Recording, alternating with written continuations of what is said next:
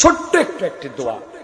এই দোয়াটার মধ্যে আপনার আমার জীবনের সব চাওয়া আছে, সব এমন দোয়া সব আছে।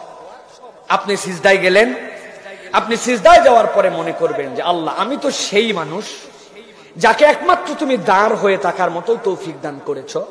পৃথিবীর কিছু প্রাণী আছে রুকুতে, কিছু আছে সিজদায়, আর মানুষ একমাত্র দাঁড়াতে পারে, সেখান থেকে রুকুতেও যেতে পারে, সিজদাও যেতে পারে। আমি সবচেয়ে দাঁড়ানোর ক্ষমতা যে দিয়েছিল, এখন আমি সিজদায় গেছি, আল্লাহ আমি সবচেয়ে নিচে হইলাম।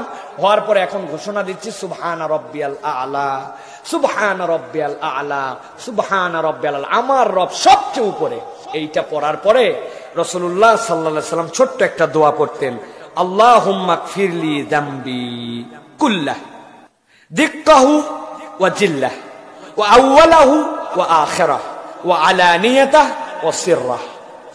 কি বলতেছেন আপনি?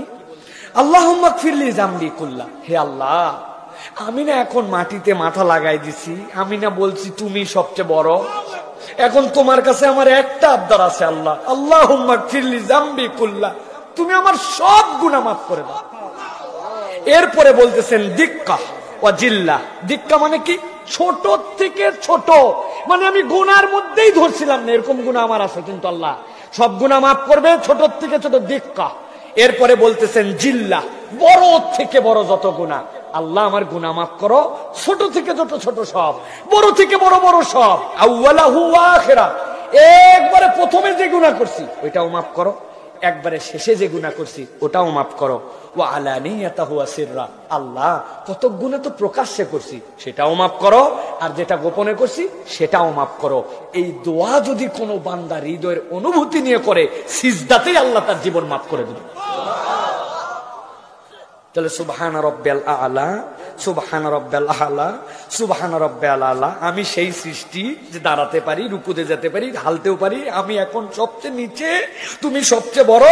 আল্লাহুম্মা গফিরলি যামবি কুল্লাহ দিক্কাহু ওয়া জিল্লাহ ওয়া আউওয়ালাহু ওয়া আখিরাহ ওয়া আলানিয়াতাহু ওয়া সিররাহ।